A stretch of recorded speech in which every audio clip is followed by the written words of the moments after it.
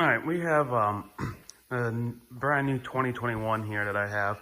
We're going to be racing this hopefully next week at the AWRCS, depending on when this video comes out. So we're going to prep it to race it pretty much as bone stock as you can. So I'm not going to spend more than a couple $100 on this to get race ready.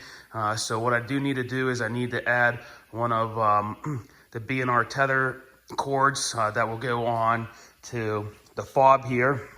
So that way I can run it and put it on myself. So if you fall off or something happens, that the machine shuts off. So that is a required safety feature that we're going to have. So we have to have some type of lanyard. Like I said, B&R Motorsports makes a nice one. I think it's like 20-some bucks. So we will be doing that. A couple other things we're going to be doing. We will be checking the tire pressure and things in it. I'm not running any type of run flat in this. I'm going to run just the way it is. So I'm probably going to run 9 pounds of pressure, 9.5 or 9 pounds of pressure in the front. Might go a wee little bit less, 8.5 in the back. I want to keep a lot in it because I don't want to bust a bead off the inside. I don't want to have hopefully a flat tire, so which is a possibility. So the more air you run, the less chance usually you have of getting a tire pinched in a rock or anything like that and getting a hole in it. So we're going to run a little bit more. We are going to be running a blue furnace filter is what most people call it. I'll get that piece out and we'll show you what we'll do there, so that way we can keep this thing from hopefully overheating. So we'll zip tie it behind this black plastic to the front of the rad there. So we'll do that. I always zip tie these down too, because they seem to like to, when you're riding really hard or racing, will pop out. So I can just put a zip tie through that little piece right there, and then I'll put it around the rubber grommet, so that would keep that down. So that's one of the other things I'm going to do.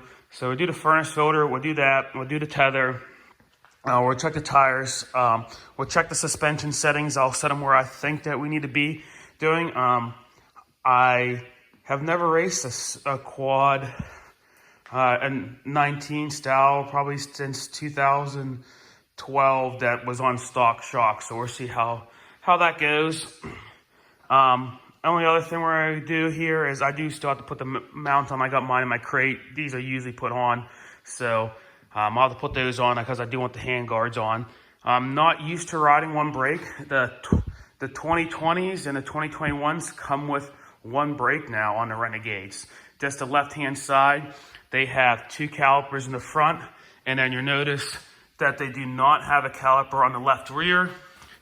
The right rear, they do have a caliper. So I have never raced a quad that had just a left brake, and I've never raced one that just had the 3 brakes. So rode it around a little bit here, and you can tell that there's a significant difference. Can-Am decided to try to streamline their assembly line and things, so they switched them all. All of them are the same now. The Outlanders and the Renegades are all the same, where they used to be different. So the older years, we're talking G2 chassis, we're talking 12 to the 18s, all had split ones, and then the G2 Plus, or whatever they would like to call it now, the 19s, 20s, and 21s. The 19s, the only year of the wider version quads that have 4 calipers and separate brakes, and it's only on the Renegades, and the Outlander XXC is the only Outlander that I believe have that. So this is the XXC. So we do have the upgraded shocks. So basically we have the high and low speed adjustment here. And we do have the rebound adjustment at the bottom. I'll probably set the rebound basically in the middle. There's clicks on those. So I'll set them in the middle range. I might set it a little bit faster because I'm a fairly decent rider, so usually faster riders like a little bit faster rebound. The compression, high and low speed, I'm going to probably set those fairly stiff. Probably almost all the way stiff. I'll probably do a quarter turn back from fully stiff because I'm going to want them, they're soft now for me and my riding style, they're really soft. So we'll be adjusting the shocks. I'll check the preload on these shocks. I'll show you that too. Basically, I want 0 preload on the back shocks, and then I'll measure what the front is. I'll try to get some weight. I don't have my brother or anyone with me to tape the measure with me sitting on it. I usually want to go with a little bit of a rake in the front. So I usually like it to be 1/4 inch, 1/2 inch higher, the front of the quad. And I usually measure it the bottom of the frame. So I measure it right between the A-arms here in the front, and I'll measure it right between the axle, right underneath the axle here to the bottom of the frame, to the floor. And like I said, I usually like a rake a little bit in the front. This is high. These shocks have not been lowered. So this is very high compared to what I'm used to racing. Mine are usually like 9 inches. I think we're right here, we're like 11 or 12 inches almost. So it's gonna be a lot different. One of the first mods I think you must do, at least myself, is the throttle. So the throttle on these now, you can see that the tip comes up. So whenever I race and have my gloves, I will bet 10 to get my finger caught right there. And that will make a scary situation or go full throttle on me. And since I get my finger stuck there. So what I do is I'll actually cut this right here. We're gonna cut it with the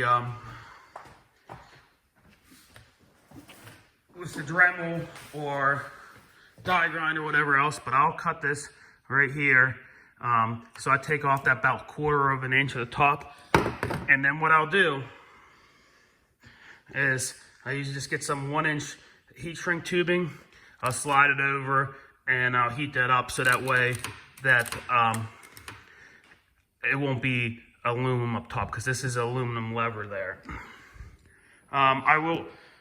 We'll do that, so we're gonna do that. The other thing that we have an issue with sometimes is the seat coming off. So we make a billet, at B&R makes a billet seat latch. Something that I might do later on, but I'm trying to do this on the bare budget. What you can do just to take your machine and go to a race and have fun. So what we do usually is we get one of these. Let me see if I can get this. Big zip ties. So you can see I put it through the seat right there. I'll put it underneath the battery bar. I'll zip tie that tight there so that way it cannot come off. The nice thing about it is you still can usually bend the seat enough to get to the battery if you need to without cutting it. That also will help. I'm gonna probably have this in the bed of a truck, so I won't have to worry about that seat flying off either with that big zip tie there. So we're not gonna do a whole lot of mods to this. We're just going to do the bare bones that I feel that needs to be done, so that way hopefully I can finish a 2-hour race. Main thing is going to be tires, so might try to take an extra tire or two that I have laying around with us, so that if that does happen, that's the only issue I foresee having. Could we have more? Maybe. But that's the only one I foresee having is having a tire issue.